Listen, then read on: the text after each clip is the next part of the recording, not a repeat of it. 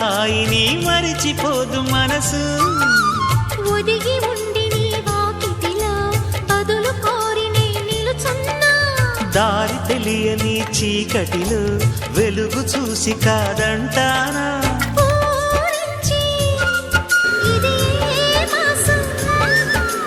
ప్రేమించే ప్రతి గుండెను అందెల సందడి చేసే హేమంతం ఇది.